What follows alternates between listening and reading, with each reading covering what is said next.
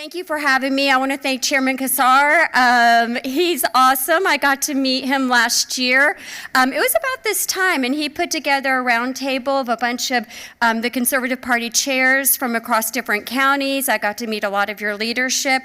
I learned a lot. I was new to my position. I had no idea what fusion voting was. It's only in a few states, and so I was educated on fusion voting.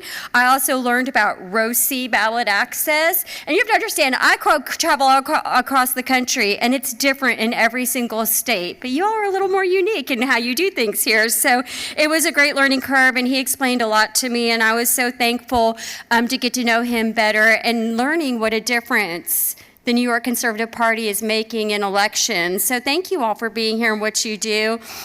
I also want to thank the chairman for training my chief of staff, John Saravalli, who worked for him for a while. I thought I might put John on the spot today and ask him who he likes working for better, but I decided that he's a New York boy at heart, and I might not like the answer, and then I might have to fire him, and then I'd be really in trouble. So anyway, but thank you, Chairman, for giving me John. The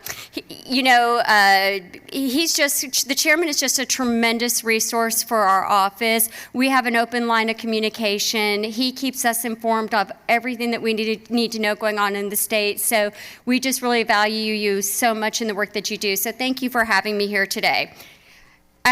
Give him a big round of applause. He deserves every bit of it.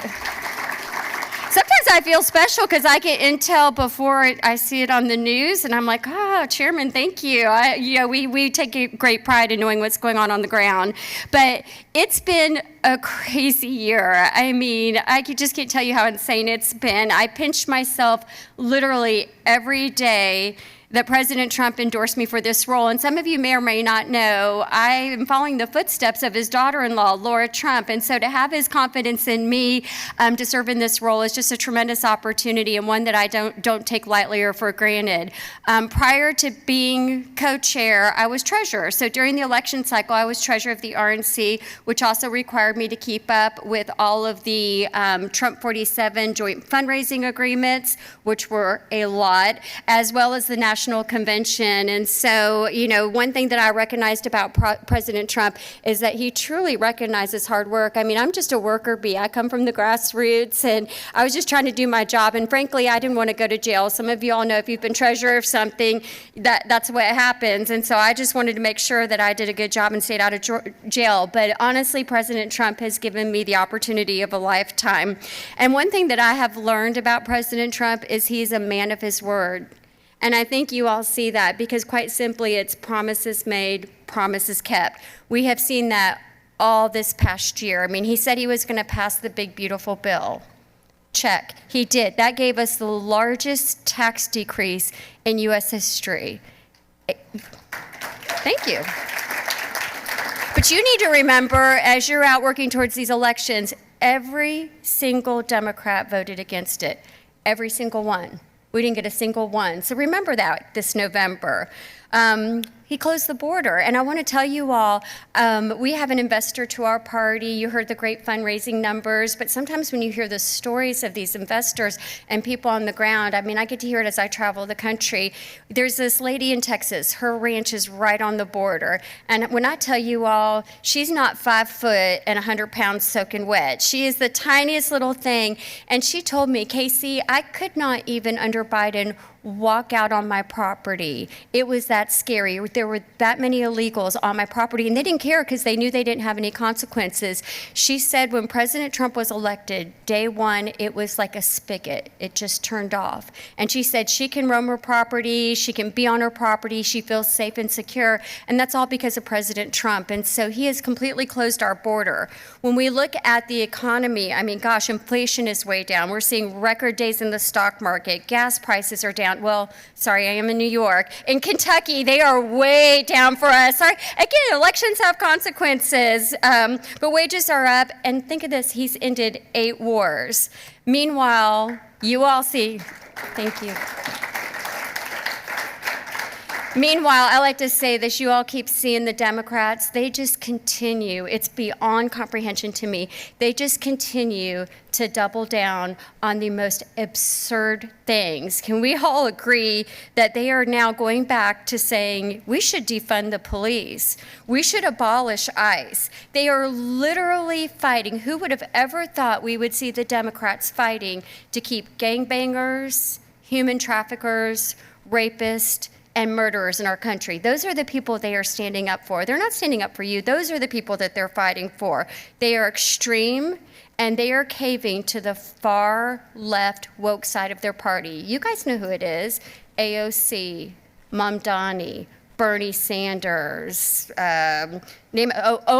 That is who they're caving to in their party. Yes, elections have consequences.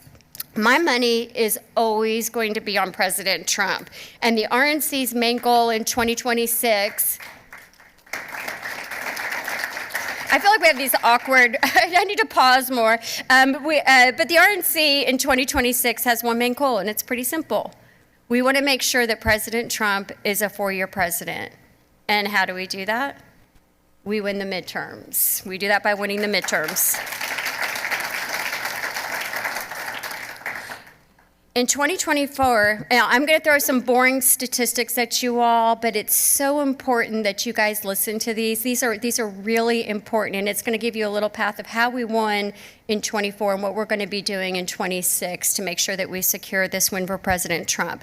In 2024, we saw that in 7 swing states, an increase in voter turnout in our high propensity voters, our mid propensity voters, but particularly are low propensity voters.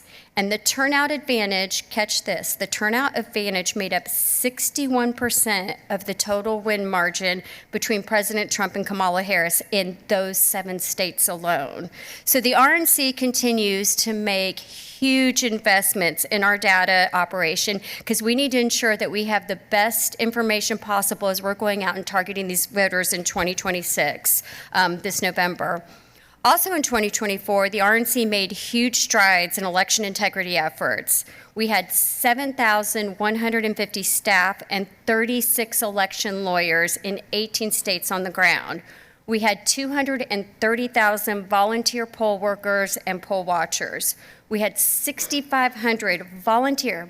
I'm married to a lawyer.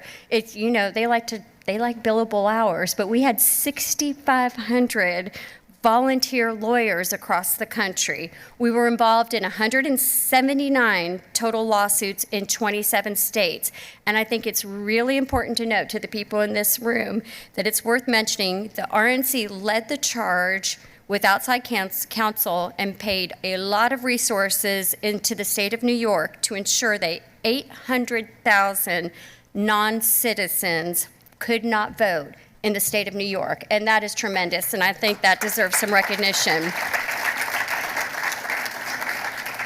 Currently, so okay, how does this all fit in? Currently, we are only in the 2nd month, just today, starting the 2nd month of the year, and we are already involved in, get this, just under 150 lawsuits in over 20 states. We have 48 Freedom of Information requests out to different states across the country trying to get their voter rolls. Why do we want their voter rolls? We want to make sure that they don't have non-citizens on them. We want to make sure that, heaven forbid, there's not dead people on them, and that only people who are eligible to vote in elections should be on the voter rolls. And don't be mistaken, we are going to be very aggressive in our litigation. And if we are not getting those voter rolls, we are going after those Secretary of States and we are suing them to get the information. We will stop at nothing to make sure that we protect the vote. New York is going to be very important to our mission in 2026. You have five target districts. You have New York 3, New York 4, New York 17, New York 18, and New York 19. And can anyone tell me how many Republicans hold any of those seats? Think about it. One. You're right in the back. You get the gold star for the day. Mike Lawler. We have one of those Republican state seats, and we're going to be playing in 5 of those. We think we can pick up 4 additional seats and protect Mike Lawler. So